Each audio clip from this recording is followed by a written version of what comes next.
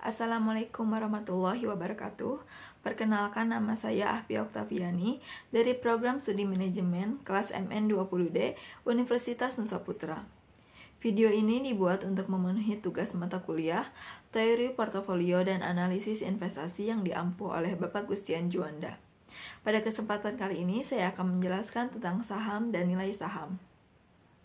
Dalam Undang-Undang Pasar Modal Nomor 8 Tahun 1995 disebutkan bahwa efek adalah surat berharga, yaitu surat pengakuan hutang, surat berharga komersial, saham, obligasi, tanda bukti utang, unit penyertaan kontrak, investasi kolektif, kontrak berjangka atas efek, dan setiap derivatif dari efek. Jadi saham dalam artian luas adalah bagian dari efek atau surat berharga. Kemudian saya akan membahas dengan saham biasa. Saham biasa atau disebut common stock adalah surat berharga dalam bentuk piagam atau sertifikat yang memberikan pemegangnya bukti atas hak-hak dan kewajiban menyangkut andil kepemilikan dalam suatu perusahaan. Saham biasa mempunyai sifat kebalikan dari saham preferen atau preference stock dalam hal pengambilan suara, pembagian dividen, dan hak-hak yang lain. Kemudian ada yang disebut saham preferen, adalah bagian saham yang memiliki tambahan hak melebihi saham biasa. Ada beberapa jenis saham preferen, antara lain saham preferen partisipasi dan saham preferen non-kumulatif. Kemudian saya akan membahas pemegang saham. Pemegang saham atau shareholder atau stockholder adalah seseorang atau badan hukum yang secara sah memiliki satu atau lebih saham pada perusahaan. Para pemegang saham adalah pemilik dari perusahaan tersebut. Perusahaan yang terdaftar dalam Bursa Efek berusaha untuk meningkatkan harga sahamnya. Konsep pemegang saham adalah sebuah teori bahwa perusahaan hanya memiliki tanggung jawab kepada para pemegang sahamnya dan pemiliknya, dan seharusnya bekerja demi keuntungan mereka. Kemudian ada yang disebut dengan dividen. Dividen adalah pembagian laba kepada pemegang saham berdasarkan banyaknya saham yang dimiliki. Pembagian ini akan mengurangi laba ditahan dan kas yang tersedia bagi perusahaan. Tapi, distribusi keuntungan kepada para pemilik pemegang saham adalah tujuan utama suatu bisnis.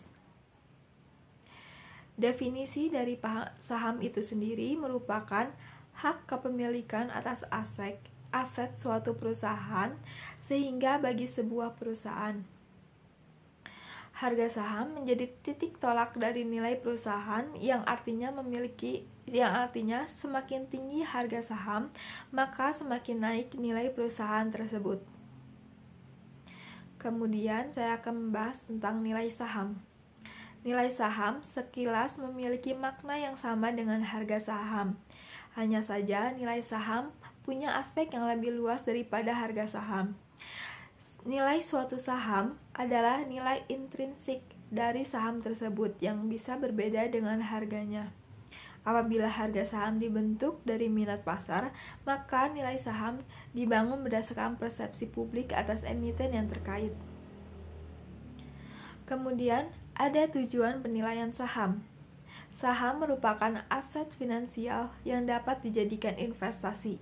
Penilaian saham dilakukan untuk menentukan apakah saham yang akan dibeli atau dijual akan memberikan tingkat return yang sesuai dengan return yang diharapkan.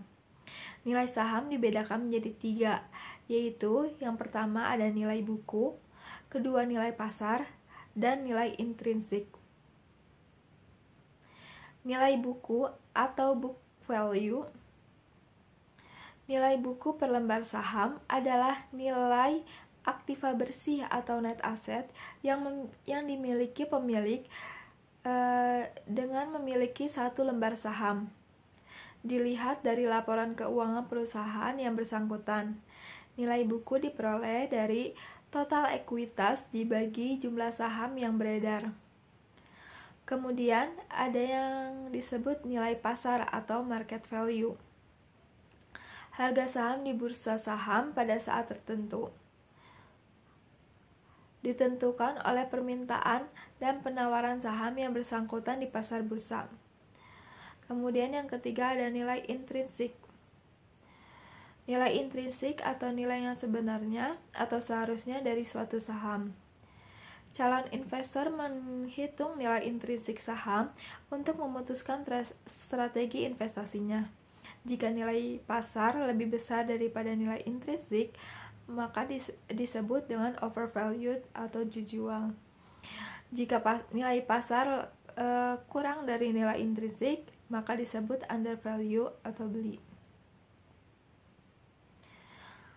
Nilai saham memiliki 3 aspek, yaitu aspek harga dasar, aspek harga sekarang, dan aspek keuntungan.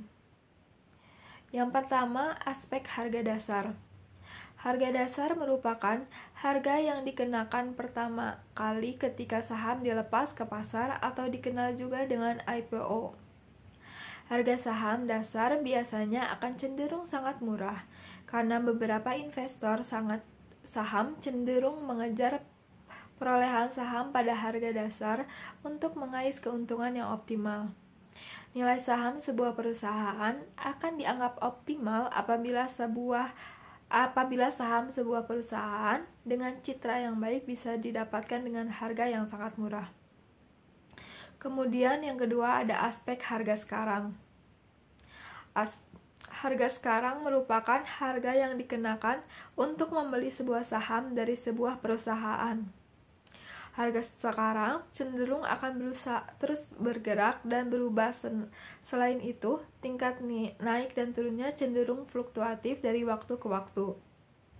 Bagi para investor, nilai saham dinyatakan menguntungkan apabila harga sekarang dari lembar saham berada di atas harga perolehannya, sehingga para investor dapat meraih untung dari selisih harga jual dan dari harga beli. Kemudian yang ketiga ada aspek keuntungan. Setiap saham merupakan sebuah kepemilikan atas aset perusahaan, yang berarti dengan mengantungi beberapa lembar saham, maka kamu dapat memiliki beberapa bagian atau aset sebuah perusahaan, dan karena itu perusahaan berkewajiban membagikan keuntungan perusahaan tersebut pada investor selaku pemilik aset. Besar pembagian keuntungan tentu saja didasarkan pada rapat umum pemegang saham dengan manajemen perusahaan. Nominal keuntungan yang dibagikan itulah yang disebut dengan nilai saham. Mungkin cukup sekian yang dapat saya sampaikan. Wassalamualaikum warahmatullahi wabarakatuh.